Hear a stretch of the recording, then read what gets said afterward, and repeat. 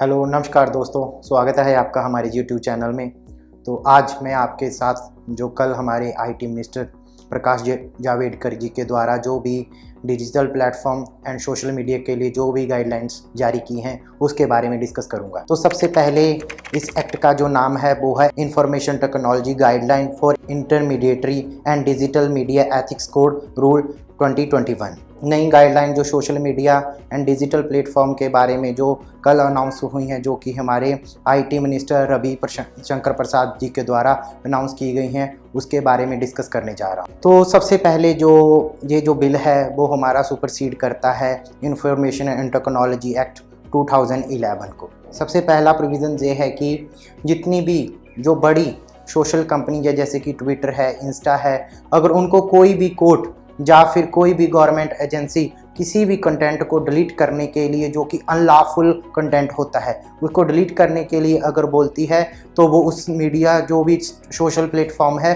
उसको डिलीट करना पड़ेगा। दूसरी बात जो है वो कि जो सेक्सुअल कंटेंट होता है उसको कैसे डील करना है। अगर कोई ऐसा ऑफेंडिंग कंटेंट है तो वो भी जो सोशल मीडिया है उनको डिलीट करना पड़ेगा with in 24 hours. IT minister ने ये भी बोला है कि जितनी भी सोशल मीडियाज हैं या डिजिटल प्लेटफॉर्म है उनका स्वागत है कि वो इंडिया में बिजनेस करने के लिए हैं, बट उनको जो सरकार के द्वारा रूल एंड रेगुलेशंस बताए जाएंगे वो उनको फॉलो करने होंगे। ये रूल तब लागू होगा जब नोटिफिकेशन आएगा उन पर तो उसी दिन अगले दिन ही नेक्स्ट दिन ही लागू हो जाएगा। जिस दिन से ये लागू होगा उसी दिन से, और जो बड़ी कंपनी है जैसे कि ट्विटर है, अदर और भी डिजिटल प्लेटफॉर्म है, उनको जो है 3 महीने का जो है समा दिया जाएगा। और सबसे पहली बात, ट्रैकिंग दी फर्स्ट ऑरिजिनेटर। आपने भी देखा होगा कि व्हाट्सएप के जरिए या किसी भी सोशल मीडिया के जरिए जो मैसेज हैं वो फॉरवर्ड किए जाते हैं, जैसे कि दंगा फसाद करवाने के लिए ऐसा कंटेंट होता है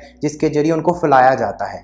उसमें देखा जाएगा कि ये सबसे पहले कहाँ से ऑरिजिनेट हुआ। ये जो किया जाएगा वो देश की सॉवरेनिटी के लिए, इंटीग्रिटी के लिए और पब्लिक ऑर्डर के लिए किया जाएगा। तो ये जो फर्स्ट ऑरिजिनेटर है भी कहाँ से ऑरिजिनेट हुआ, ये हमारी जो सोशल मीडिया प्लेटफॉर्म्स हैं उनको बताना होगा कि कहाँ से ऑरिजिनेट हुआ है। अभी आपने जैसे व्हाट्सएप पे देखा होगा, वहाँ पे लिखा रहता है एंड टू एंड इनक्रिप्टेड। तो सोशल मीडिया वाले बोलते हैं कि जो लोगों में आपसे भी बात होती है उसके बारे में हमें नहीं पता कि वो क्या कर रही हैं। बट अब क्या है कि जो सोशल मीडियाज है उनको सरकार को बताना होगा कि वो बात कैसी किस तरीके से जो है वो कर रहे हैं। इससे क्या है कि जैसे कि हमारे कई लोग बोल रहे हैं कि जो हमारा राइट टू प्राइवेसी है अंडर द आर्टिकल 21, बट वो क्या है कि इसका जो है वायलेशन होगा। बट ऐसा भी है कि जो हमारे फंडामेंटल राइट्स हैं वो उनको किसी भी, जैसे कि हमारी सॉवरेनिटी के लिए, इंटीग्रिटी के लिए जो है वायलेशन किया जा सकता है, यानी कि पब्लिक ऑर्डर के लिए उनको वायलेशन किया जा सकता है। इस काम को करने के लिए हमारी जो 3 ऑफिसर्स जो हैं जो कि इंडिया के रेजिडेंट्स होंगे उनको अपॉइंट करना होगा कंपनी को। जैसे कि अमेजॉन कंपनी है, वो ऐसा नहीं बोल सकती कि मैं अमेरिका से हूँ तो मेरी जो एम्प्लॉय रहेंगे वो भी जो है अमेरिका से ही रहेंगे। बट इस जो एक्ट के अंदर जो भी जैसे कि कंटेंट को कैसे देखना है, कैसे उसकी इन्वेस्टिगेशन करनी है, तो इनके लिए वो 3 ऑफिसर्स को जो है अपॉइंट किया जाएगा। फर्स्ट जो होगा वो होगा चीफ कंप्लायंस ऑफिसर। वो ये देखेगा कि जो सोशल मीडिया है या डिजिटल प्लेटफॉर्म्स हैं वो सरकार के रूल रेगुलेशन के अकॉर्डिंग काम कर रहे हैं या नहीं कर रहे हैं। और दूसरा हो जो है वो है nodal person of the contact 24/7। वो यानी कि सरकार को अब कभी भी 24/7 जो है किसी व्यक्ति की ज़रूरत है, कोई जानकारी देनी है या कुछ बताना है कि इस कंटेंट को जो है डिलीट करना है, तो जो सरकार है वो इस व्यक्ति के साथ जो है वो कंटेंट कर सकती है। और नेक्स्ट आता है रेजिडेंस ग्रीवियंस ऑफिसर। ये देखेगा कि ये दोनों ही जो ऑफिसर्स हैं यानी कि किस तरीके से जो है काम कर रहे हैं उनको एड्रेस करेगा। नेक्स्ट बात करते हैं हम OTT एंड डिजिटल मीडिया के बारे में।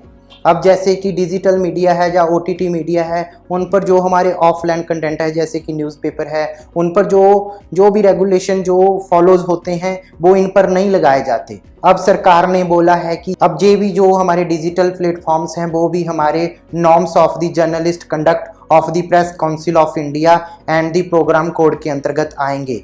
यानी कि ये भी जो रूल्स हैं वो भी हमारे डिजिटल प्लेटफॉर्म पे जो है लागू होगी। इसके लिए भी 3 टियर स्ट्रक्चर बनाया जाएगा। सबसे पहले अपॉइंट ए ग्रीवियंस एड्रेसल ऑफिसर।